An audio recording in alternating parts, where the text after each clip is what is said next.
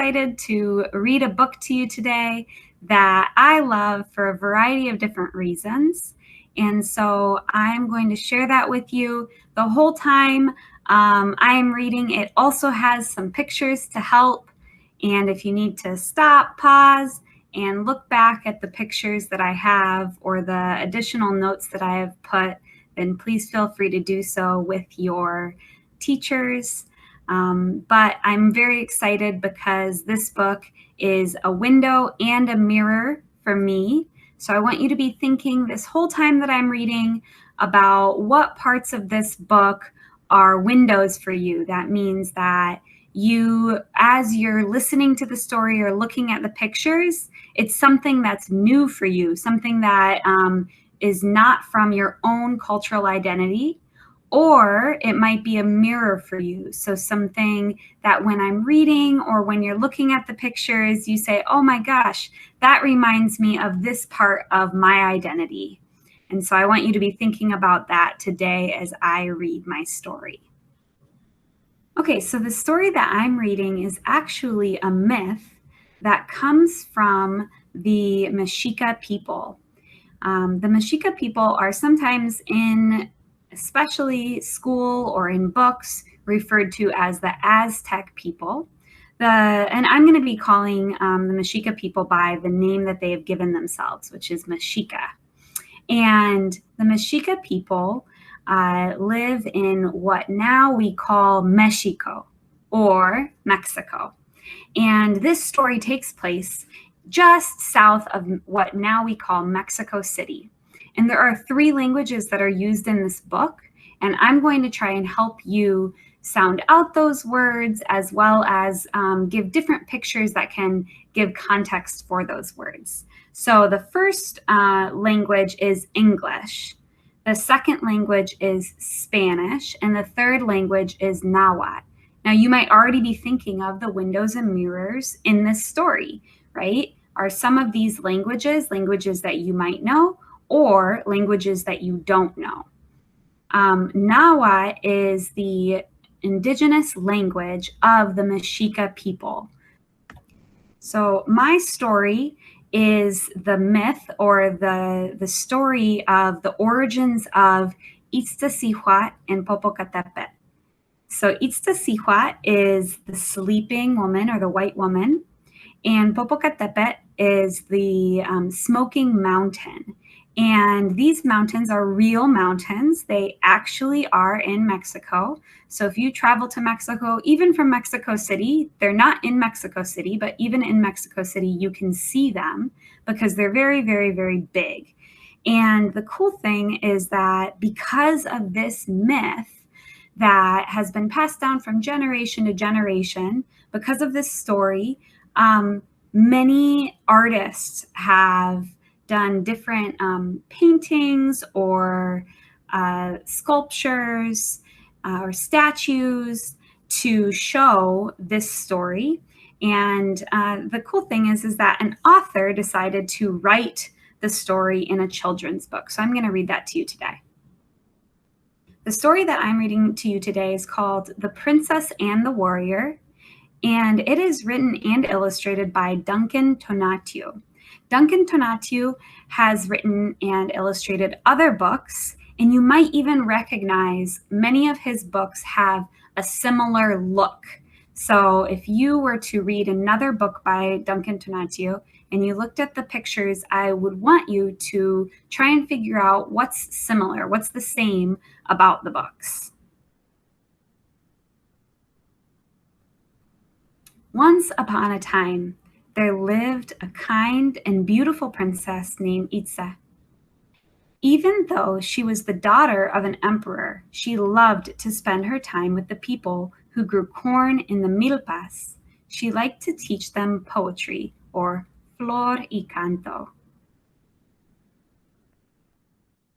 Suitors traveled from distant lands to woo her. They presented her with rare and lavish gifts, such as quetzal feathers and turquoise necklaces.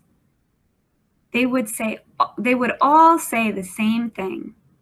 You are the most beautiful maiden in the land. Marry me, princess, and you will live in my luxurious palace.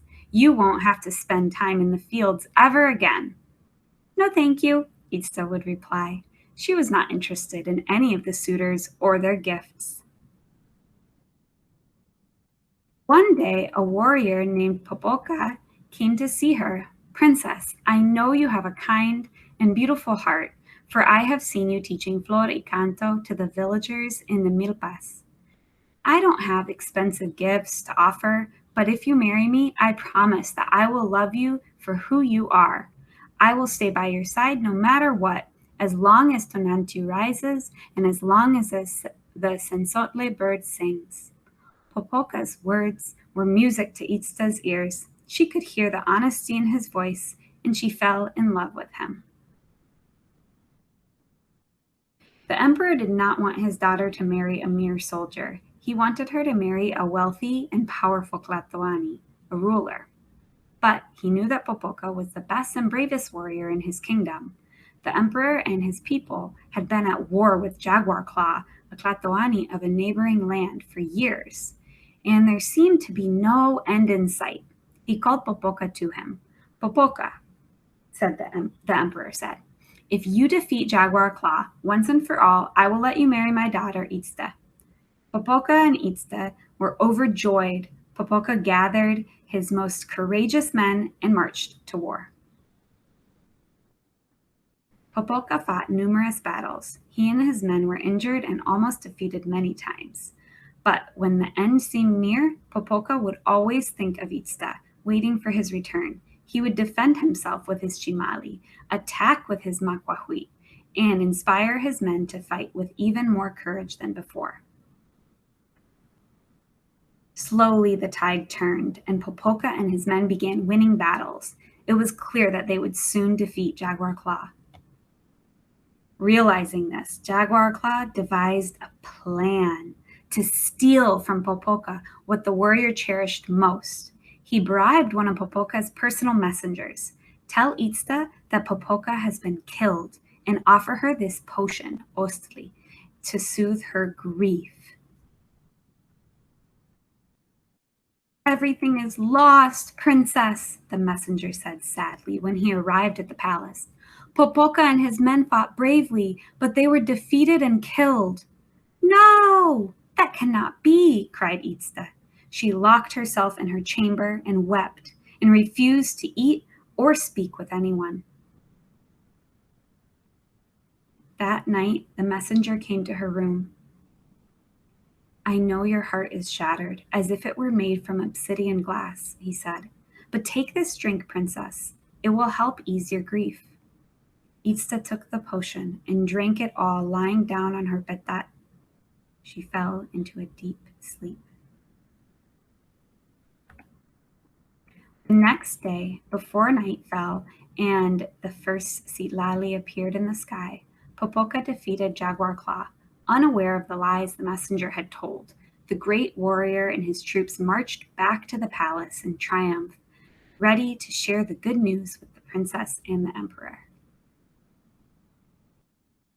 But when they arrived, they were met with disbelief. "Popoca," said the emperor, "one of your messengers told us that you were dead." Itzta was heartbroken. She took a special ostli to ease her pain, and now we cannot awake her. "This can't be true," said Popoca.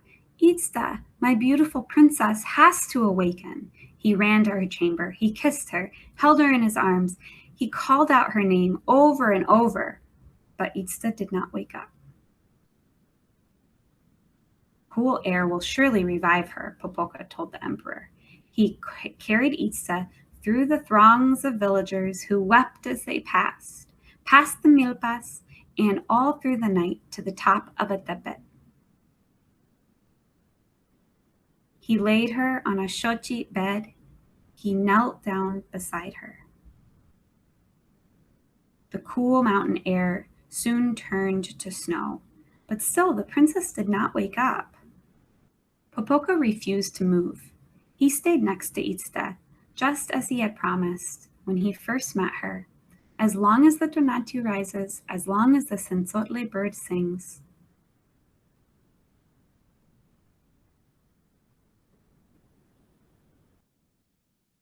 In time, Where once there was a princess, with her true love by her side, two volcanoes emerged.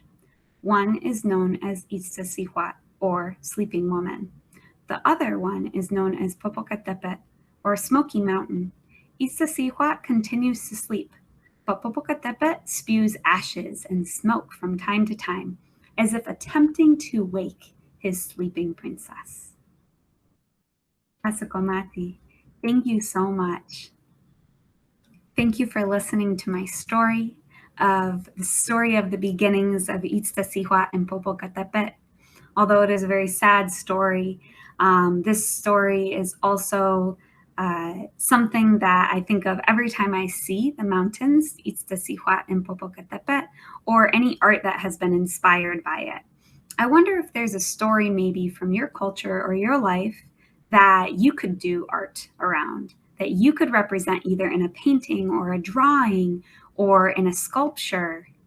And I want you to think about, and maybe you can talk as a class about the ways that you either saw windows in this story, things that were new that maybe you don't have in your own culture, or the mirrors in this story, the things that you connected with, that maybe it reminded you of something that you've heard before or seen before or done before that connects to you and your culture.